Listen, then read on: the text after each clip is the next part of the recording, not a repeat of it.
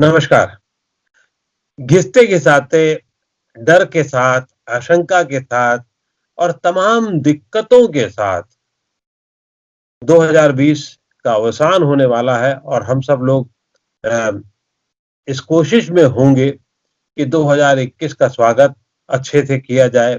2021 में कुछ अच्छा-अच्छा हो और बहुत सारी क्योंकि आपदा 2020 में इतनी दुनिया भर में देख ली कि हम सब बिल्कुल आक्रांत हैं।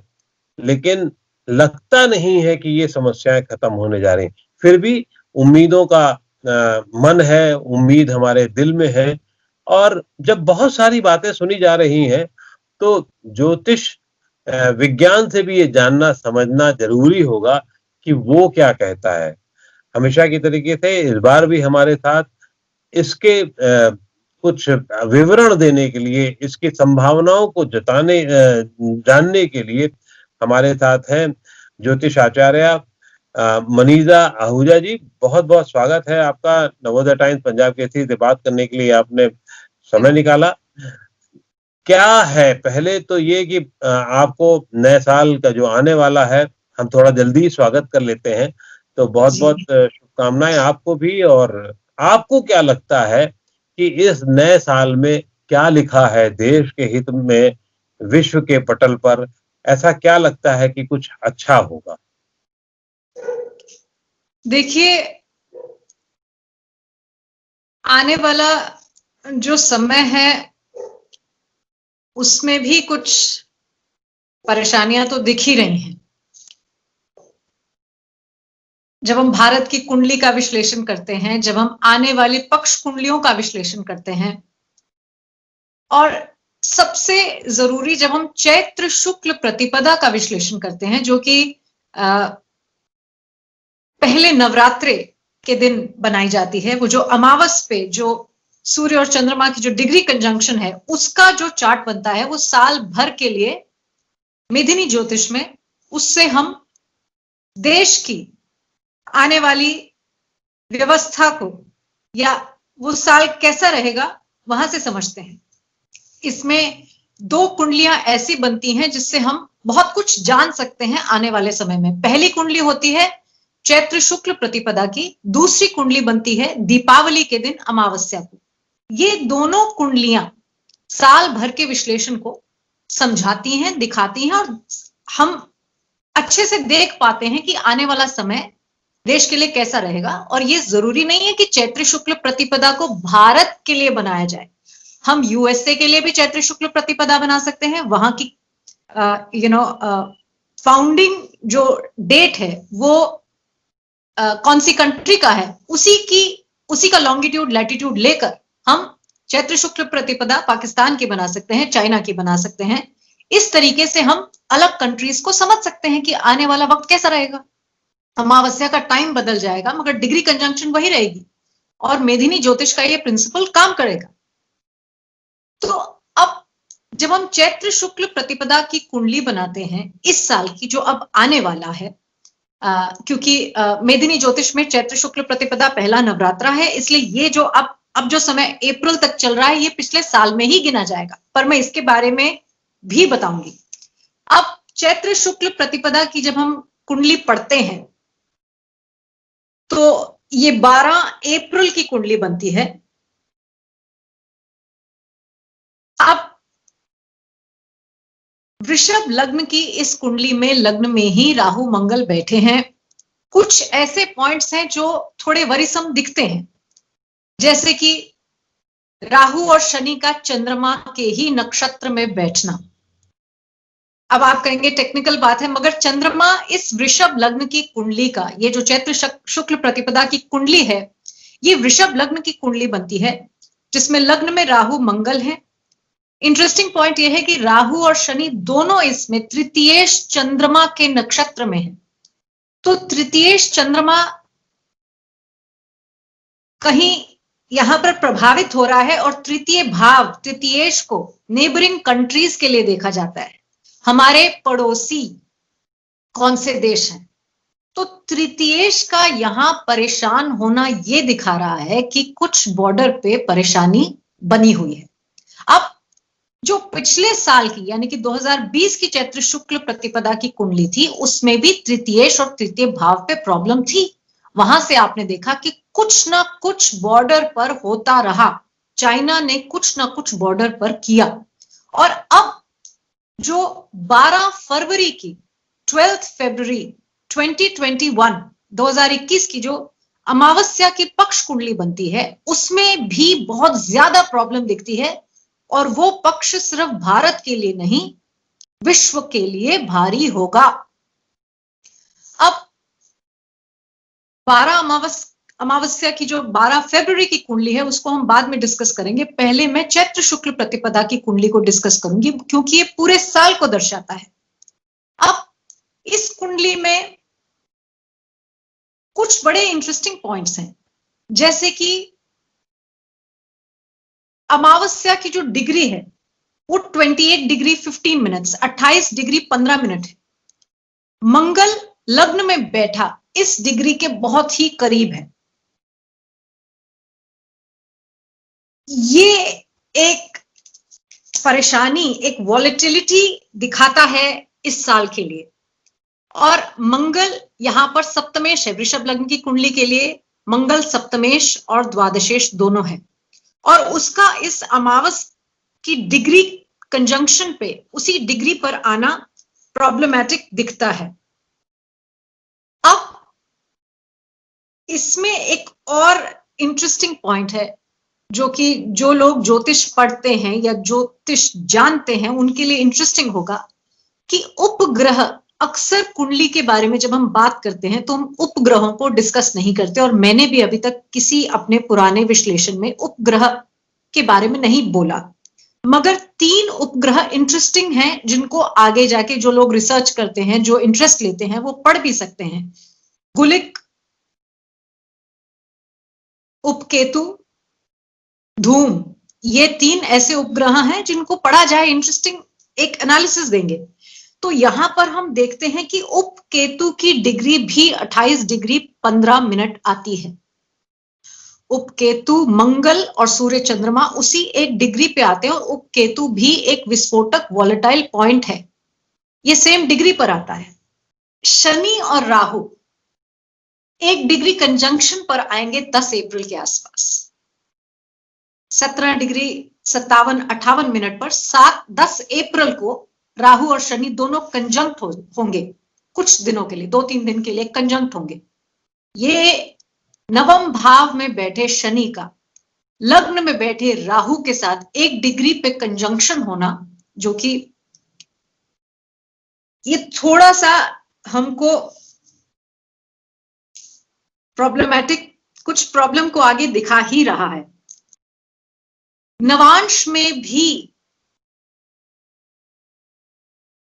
शनि और मंगल का चंद्रमा यानी कि तृतीयेश को पकड़ना, ये प्रॉब्लम्स दिखाता है, और प्रॉब्लम्स दिखा रहा है बॉर्डर की। तो इसलिए किसी भी तरीके से इसको अनदेखा नहीं किया जा सकता, यहां प्रॉब्लम्स तो दिखती हैं। अब जी, मुझे लगता है कि इसमें पहले तो ये हमें जान लेना होगा कि बीता साल अभी जो बीतेगा, मतलब वो ज्योतिष के हिसाब से अभी मार्च अप्रैल तक जब वो चैत्र शुक्ल वाला था तब तक चलेगा, और उसके बाद दूसरी कुंडली का चलेगा मामला। तो ये एक बहुत महत्वपूर्ण, और आपने पहले भी बताया था हमें कि बीते साल में पड़ोसी देशों से संकट होगा, और जो संकट हमें नजर में आया और चीजें दिखी भी हमें। हो सकता है ज्योतिष के हिसाब से कई बार कई चीजें नहीं भी होती हैं, और कई बार ये होता है कि पूरी सही हो जाती हैं। अब आप जो जितनी तकनीकी बातें बता रही हैं और जिस पे जो आशंकाओं को जन्म दे रही हैं, अब सवाल ये भी उठता है कि इन आशंकाओं के बीच में जो पहले, जब तक आशंका नहीं होंगी या जब तक जो गणित नहीं कह रही, विज्ञान नहीं कह रहा है, तब तक हम उसका काउंटर कैसे करेंगे, या हम कुछ कर सकते हैं या नहीं कर सकते हैं, जो होगा वो होना है वाली स्थिति में है। देखिए, अब मेदिनी ज्योतिष में हम देश की कलेक्टिव डेस्टिनीज की कुंडली को पढ़ते हैं, अब ये कह देना कि दृढ़ प्रारब्ध, देश का दृढ़ प्रारब्ध खत्म हो जाएगा या मिट जाएगा, ये कहना तो ये थोड़ा ज्यादा ऑप्टिमिस्टिक हो जाएगा। मैं जरूर बताऊंगी हम एट एन इंडिविजुअल लेवल क्या कर सकते हैं, पर ये जो चलता हुआ साल है, अगर हम जो चल रहा है साल, इसमें अगर हम 12 फरवरी को भी समझें तो ये एक वॉर की सिचुएशन, मैं नहीं कह रही हूं कि फुल फ्लेजेड वॉर होगा, ये फुल फ्लेजेड वॉर नहीं है, ये बॉर्डर पर वॉलेटिलिटी है, मगर वॉलेटिलिटी थोड़ी ज्यादा दिखाता है। इसमें लगन सप्तम, जो कि आपके विरोधी, सप्तम भाव से आपके विरोधी भी देखे जाते हैं, ये उस पर शनि और मंगल की ये जो दृष्टि है, जो कि 12 फरवरी की पक्ष कुंडली में आती है, ये प्रॉब्लमैटिक है और ये पक्ष प्रॉब्लमैटिक रहेगा, नॉट जस्ट फॉर इंडिया, सिर्फ हिंदुस्तान के लिए नहीं, मगर अगर हम चीन की कुंडली पढ़ें, चीन की कुंडली मकर लग्न की कुंडली है और 12 अमावस को 6 ग्रह एक साथ मकर राशि में आ रहे हैं, एक साथ 6 ग्रह हैं, मकर चीन का लग्न भी है और ये 6 ग्रह मकर लग्न में भी बैठेंगे और वहां से चीन के सप्तम भाव में, जिसमें एक नीच का मंगल है, उसे दृष्टि देंगे और चीन का लग्न सप्तम भी खराब होगा। पाकिस्तान की कुंडली में मेष लग्न है, वहां पर भी क्योंकि मेष में मंगल का गोचर है 12 फरवरी की कुंडली में और सप्तम भाव को भी शनि पकड़ेगा, तो वहां पर भी ये प्रॉब्लम दिखाता है। इसलिए आने वाले समय में ये दोनों कंट्रीज में बहुत पहले भी ये कहती थी, ये हमें, हमारे साथ बॉर्डर पर वॉलेटिलिटी तो है ही है, बॉर्डर पर वायलेंस है। अब इन कुंडलियों से अगर हम कोरोना को समझें, मैंने एक प्रिडिक्शन की थी बहुत पहले कि अक्टूबर नवंबर में कोरोना कंट्रोल में आ जाएगा और बाद में एक अपडेटेड प्रिडिक्शन भी दी थी कि 20 नवंबर के आसपास, क्योंकि जुपिटर केतु का एक कंजंक्शन समाप्त हो रहा था, रद्द हो रहा था वो कंजंक्शन, तो मैंने कहा था कि वैक्सीन आ सकता है, जो कि आया। अब पॉइंट ये है, कोरोना के नंबर्स अक्टूबर नवंबर 20 के बाद तो कम होने ही लग गए हैं। एक समय था दिल्ली में ही, एग्जाम्पल के तौर पे मैं आपको बता रही हूं, 95,000 केसेस एक दिन में हो रहे थे, आज की डेट में 1500 होते हैं, तो नंबर्स कम आ गए हैं। नंबर्स वैसे नहीं होंगे, अब कोरोना वैसा भूचाल नहीं बनेगा जैसे पहले था, मगर कंप्लीटली खत्म नहीं होगा। होली के आसपास ये कम होगा और कम होगा, तो ये जो मार्च का जो एक पीरियड है, होली के आसपास का पीरियड है, जब होलिका को दहन किया जाता है, तब बहुत सारी नेगेटिविटी भी, एटमॉस्फेरिक नेगेटिविटी भी दहन होती है। अब होली वाले दिन लोग, आपने पूछा इंडिविजुअल लेवल पे हम क्या कर सकते हैं, तो होली वाले दिन तो लोग अब शायद कुछ जो खान पान है, जो सेवन करते हैं, वो सोचते हैं ये पार्टी का टाइम है, ये अब मौज मस्ती का टाइम है। Holi is not a time for मौज मस्ती, वो भी है जिस दिन हम होली का दहन करते हैं, वो एक बहुत ही सीरियस वक्त होता है। दशहरा और होली, इन दोनों समय पर अग्नि का जो ये प्रज्वलित होना है, ये नरसिम्ही शक्ति को स्ट्रेंथ देता है और जो नेगेटिव एनर्जी है उसे बिठाता है। इसलिए हमें होलिका दहन, या आप कुछ नहीं तो जैसे मैं जब छोटी थी तो बहुत जगह कलेक्टिवली लोग इकट्ठे होके और कई बार तो चौराहों पर भी होलिका को दहन करते थे। अभी होता भी। अब वो प्रथा बहुत कम हो गई है, क्योंकि लोग कहीं वो पार्टी कर रहे हैं, कहीं बहुत ही मतलब अब वो भूल जाते हैं कि होलिका का पूरा वो भक्त प्रहलाद को श्री हरि के बचाने का जो वो एक तरीका है कि वो होलिका से उठकर, वो जो एक ओढ़नी है वो उठकर प्रहलाद पे आ जाती है और वो बच जाती है। सिर्फ इतना नहीं है, ये एक बहुत ही स्पिरिचुअल सिग्निफिकेंस है। तो होली वाले दिन नरसिंह कवच का जाप करें, आप होलिका दहन जरूर करें, आप हवन कर सकते हैं, नरसिंह कवच का पाठ कर सकते हैं। होली से 8 दिन पहले जो दिन होते हैं उसमें नेगेटिव एनर्जी बहुत ज्यादा, कॉस्मिकली जो नेगेटिव एनर्जी है वो बहुत प्रभावी होती है। आप उन 8 दिनों में नरसिम्ह कवच, नरसिम्ह सहस्त्र नाम का पाठ करें। और ऐसा ही दशहरे से पहले भी किया जाता है। अब इंडिविजुअल प्रैक्टिस तो ये है कि ये सब फॉलो किया जाए, और तभी बल आएगा। जब भक्ति में बल आएगा, तपस्या में बल आएगा। तो अब कहा जाता है कि एक इंडिविजुअल क्या कर सकता है, तो ये बात सही है। जब लोग मिलजुल कर बैठ कर पाठ करते हैं, तो अगर जैसे दो लोग हैं, दो लोगों ने बैठ के 7-7 बार हनुमान चालीसा पढ़ी, मैं एक एग्जाम्पल के तौर पर आपको बता रही हूं, तो दोनों को 14 का फल मिलेगा, 14 हनुमान चालीसा पढ़ने का। अब आप सोचिए, अगर 50 लोग एक साथ बैठ के 108 बार हनुमान चालीसा पढ़ें, तो वो कितना उसकी वाइब्रेशन होगी, कितनी उसकी कलेक्टिव एनर्जी होगी। तो ये जो सामूहिक हवन है, जो सामूहिक जाप है, इसमें बहुत पावर है। अब कोरोना का समय है, हम ये नहीं कह रहे कि आप दोस्तों को, रिश्तेदारों को बुलाइए, मगर आप अपने परिवार में बैठ के एक वक्त ऐसा बनाएं जिस समय आप बैठकर सब लोग कुछ नहीं तो सिर्फ हनुमान चालीसा का जाप 7 बार करें।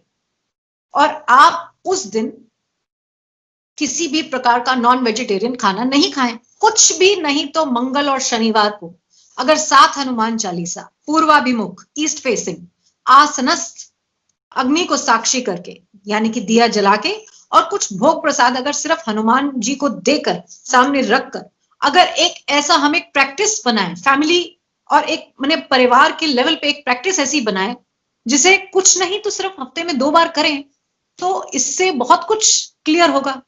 बहुत सारे ऐसे लोग आते हैं जिनको मानसिक तौर पर असंतुलन है, वो फटाफट से डॉक्टर के पास जाके एक साइकियाट्रिक मेडिसिन लेना चाहते हैं। क्या होगा? कुछ नहीं होगा। उससे अच्छा है कि आप हनुमान चालीसा पढ़ें। उससे क्या है, दवाई भी आपको लगेगी, आप अच्छे डॉक्टर पे भी जाएंगे और दवाई भी आपको लगेगी। और अगर कुछ छोटी प्रॉब्लम होगी तो वैसे ही एक बॉन्डिंग और एक वो जो भक्ति से एक वाइब्रेशन, जो एक तपस्या या जाप से जो वाइब्रेशन उठेगी, उससे वो आपको हीलिंग होगी। लोग कहते हैं प्राणिक हीलिंग, तो ये मंत्र हीलिंग करेगा आपकी। ये भी एक तरीके की प्राणिक हीलिंग है, आप खुद कर सकते हैं। 2 चीजें हो रही, क्योंकि मैं पत्रकार भी हूं और वो जो मेरी पत्रकारीय जिज्ञासा है वो पाठक की तरफ से है और वो उसको भी समझना बहुत जरूरी है। वो ये है कि एक तरफ तो आप कह रही कोरोना अब जाने वाला है, लेकिन अभी आज की जो दस्तक है, 1-2 दिन से जो चल रहा है, विश्वव्यापी, खासतौर से ब्रिटेन में शुरू हो गया, स्ट्रेन आ गया जिसका 70% ज्यादा प्रभावी बताया जा रहा है। और उसके डर से देश में कई फ्लाइट रद्द कर दी गई हैं, विदेश से आने वाली फ्लाइट रद्द कर दी गई, और पता नहीं क्या होगा, ये भविष्य के गर्त में है।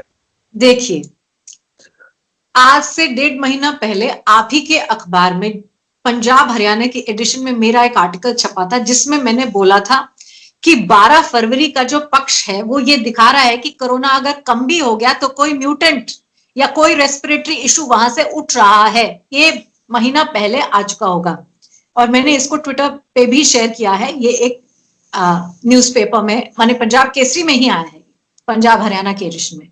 अब सभी जगह था, वो नवोदय टाइम्स वगैरह सब में था। हाँ, नहीं, ये एक और आप ही के कोई कॉलीग हैं। अब जो पॉइंट है वो ये है कि मैंने कहा अक्टूबर नवंबर के बाद इसके नंबर्स जहां कम होते दिख रहे थे, तभी वैक्सीन का पॉइंट, ये प्रेडिक्शन थी मेरी कि वैक्सीन आएगा। वैक्सीन आया, मगर कोरोना खत्म नहीं हो रहा है। होली के बाद थोड़ा और कम होगा, मगर साल का दिवाली 2021 की आ जाएगी, वो जा नहीं रही है।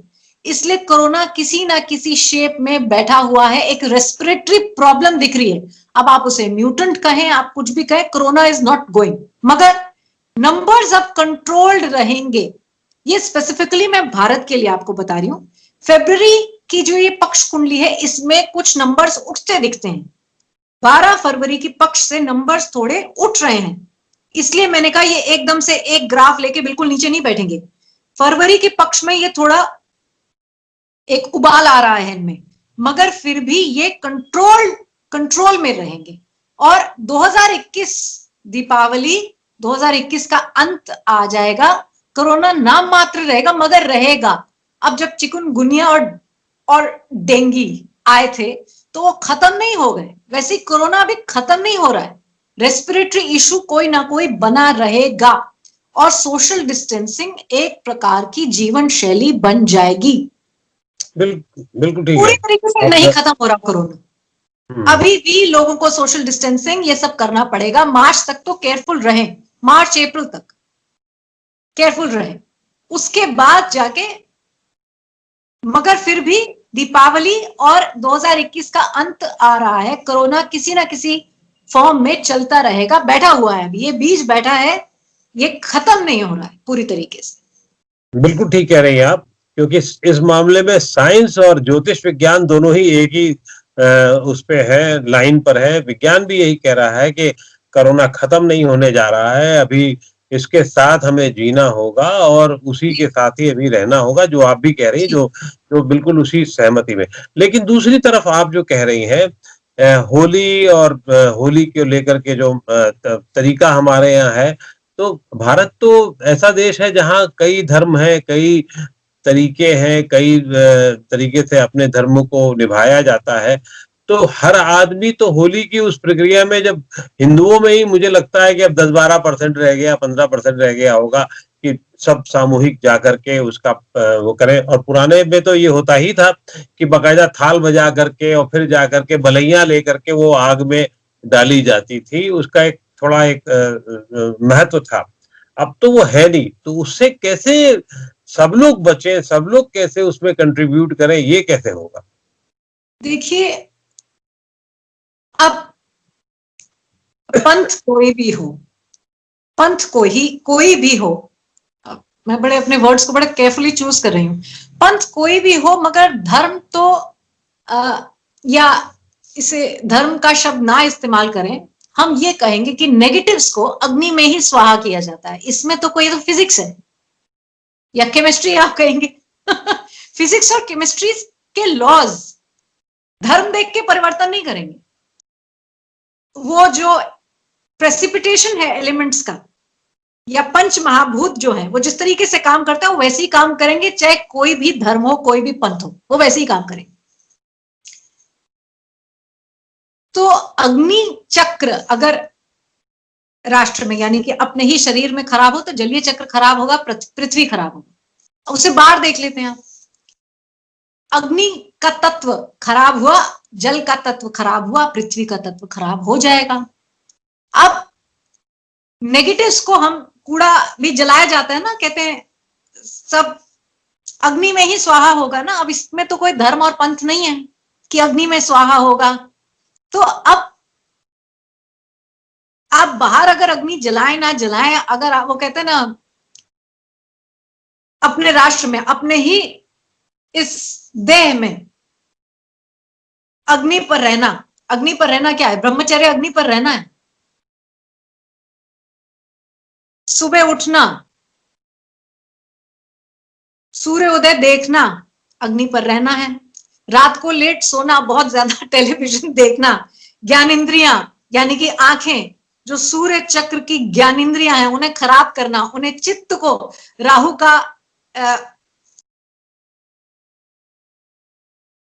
की एक एक्टिवेशन देना, बहुत ज्यादा टेलीविजन देखना, ये अग्नि को खराब करता है। अब इसे हम, ये कुछ पॉइंट्स हैं, ये बहुत सोच, जो जीवन भर का शोध है हमारा, वो हम शायद एक इंटरव्यू में नहीं बता पाएंगे। जो कुंडालिनी का जो सिस्टम है, या जो पंच महाभूत की स्टैकिंग का सिस्टम है, उसे एक इंटरव्यू में तो नहीं बता सकते, मगर इससे इतना कहा जा सकता है, अगर सूर्य के साथ आप अपनी दिनचर्या को चलाएं तो बहुत सारे नेगेटिव्स स्वाहा हो जाएंगे। जब हम कुंडली देखते हैं और ये देखते हैं, ये तो कोरोना तो अभी आया है, रेस्पिरेटरी प्रॉब्लम्स तो लोगों को पहले भी रही हैं, लंग्स की प्रॉब्लम पहले भी रही है। जब जब लंग्स की प्रॉब्लम होती है, यानी कि चंद्रमा का पीड़ा में आना, तो हम कहते हैं गायत्री मंत्र का जाप कीजिए।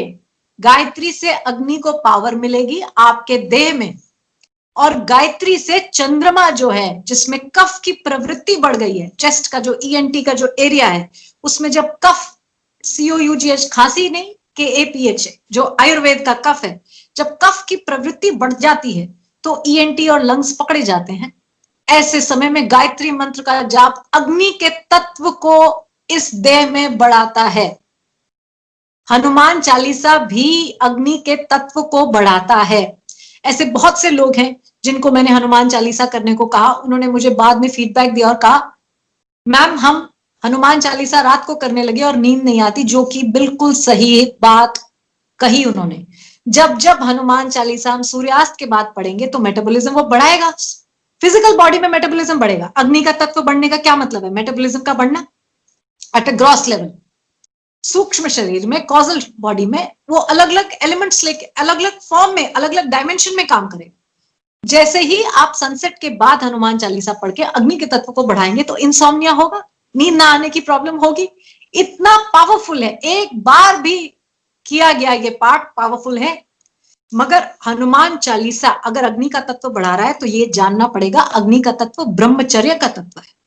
मैं नहीं कह रही हूं, बट मंगल शनिवार को अगर एक सीमित दायरे में ये जिंदगी को जिया जाए तो नेगेटिव्स अग्नि में स्वाहा हो जाते हैं। उसके लिए बाहरी अग्नि को जलाने की जरूरत नहीं पड़ती। अग्नि स्वयं स्वतः देह में विद्यमान है, नहीं तो पाचन क्रिया कैसे चल रही है?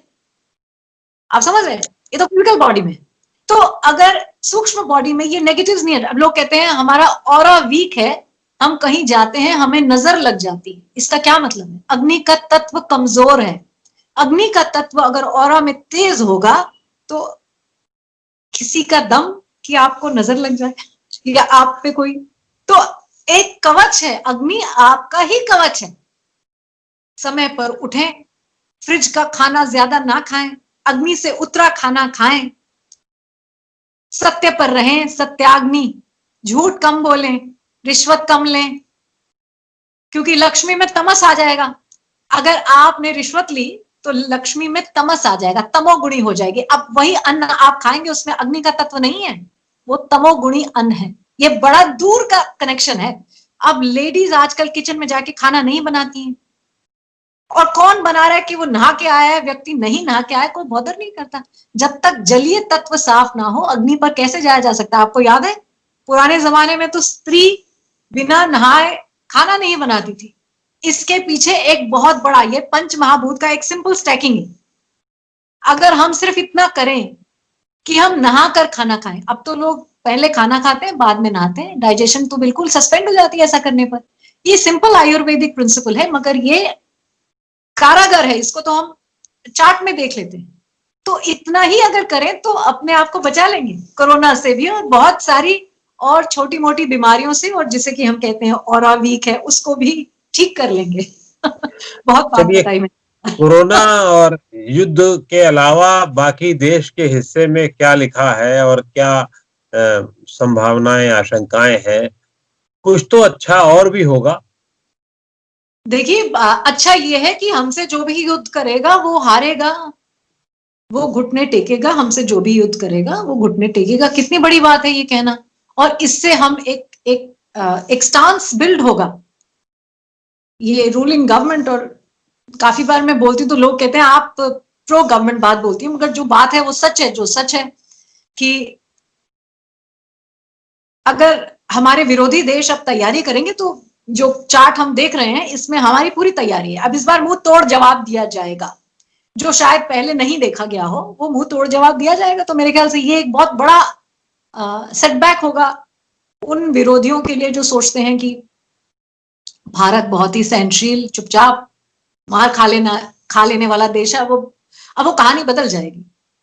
तो एनीवे ये एक अच्छी चीज है, मैं ये कहती हूँ। और देश में ये भारत भूमि तपस्थली है।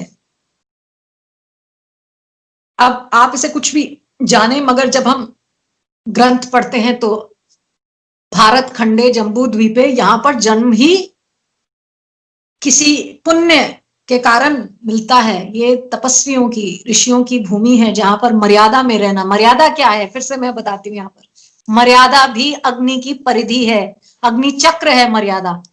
अगर नदियां अपनी मर्यादा खो देंगी तो बांध तोड़ के आ जाएंगी बाहर। वही इस राष्ट्र में अगर आप समझें तो मर्यादा को ना तोड़ें, क्योंकि अग्नि अगर खंडित हुई तो जल प्रलय मचाएगा। अगर ये बात, ये एक छोटी सी बात लोग समझ जाएं तो एक बहुत बड़े ग्रंथी को समझेंगे। एनीवे, एक ये बताइए, देश की आर्थिक स्थिति को लेकर के क्या आपकी गणित बता रही है, विज्ञान बता रहा है आपका? देखिए, मैंने बहुत पहले भी कहा और बहुत नवंबर 2019 में भी शायद वीडियो किया था मेरे ही यूट्यूब चैनल पे।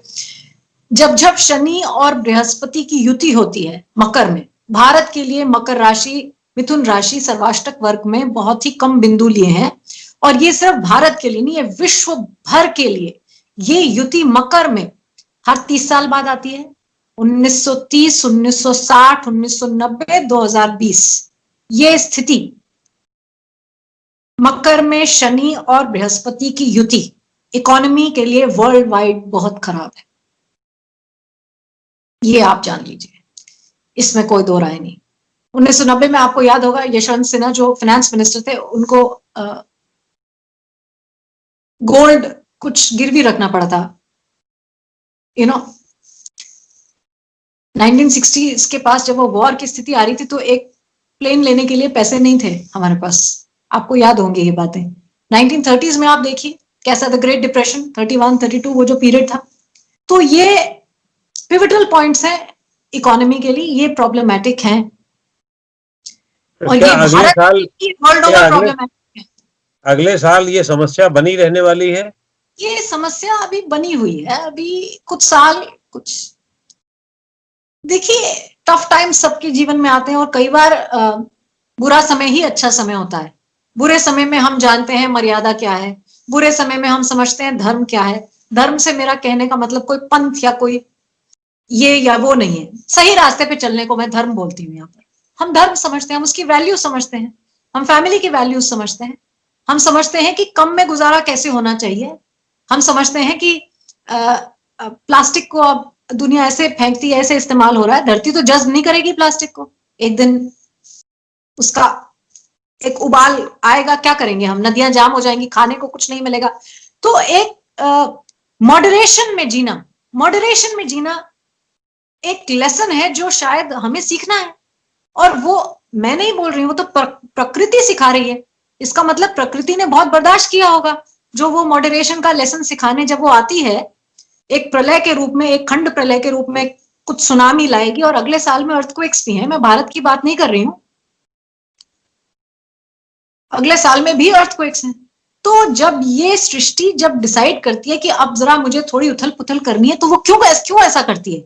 कुछ मर्यादा टूटती है ना, कहीं लोग अपने रास्तों पर लोग भूल जाते हैं कि सही क्या है, गलत क्या है, सत्य क्या है। जब सत्य नहीं होगा तो फिर वो सृष्टि आपको अपना तरीका ढूंढती है समझाने का। तो अगर वो सृष्टि अपना तरीका ढूंढ रही है समझाने का, इसका मतलब कहीं इम्बैलेंस है, तो हमें अपने गिरेबान में झांक के अपने आप को समझाना है और देखना है कि हम कहां गलत थे। ये एक सीख है, एक लेसन है, और ये सृष्टि का नियम है। इसमें दुख क्या मनाना और सुख में क्या सोचना कि अच्छा और बुरा क्या, इसमें ना कोई, ये तो एक लेसन है। अगर हम सही रहेंगे सृष्टि भी सही रहेगी, हम अगर थोड़ा ज्यादा उथल पुथल करेंगे उसके साथ, तो वो थोड़ा और ज्यादा उथल पुथल करेगी। फिर हम कंप्लेंट नहीं करें, क्योंकि we will get what we deserve. हर इंसान को वो मिलता है जो वो डिजर्व करता है। गलती से तो किसी के साथ भी कुछ नहीं होता, आप समझ सकते हैं इस बात को। चलिए, मुझे उम्मीद है कि हम लोग कुछ आपके हिसाब से मर्यादा में रहना सीखेंगे, और कुछ कम दिक्कतों का सामना करना पड़ेगा, लेकिन एक राहत भी है कि हम लड़के जीतेंगे, और जीत करके ही देश भी बनता है, समाज भी बनता है। और अगर देर भली हो गई हो, लेकिन अगर समाज के और नियमों में और देश के हित में काम हो सके तो बहुत अच्छा। बहुत बहुत शुभकामनाएं आपको भी नए साल की, और हम उम्मीद करते हैं कि कुछ अच्छा होगा। हम तो यही उम्मीद करके चलेंगे कि कुछ अच्छा होगा। अब देखते हैं कितना अच्छा होता है और कितना हमें सीखने को मौका मिलता है। जी जी जी, शुक्रिया जी, शुक्रिया। Thank you.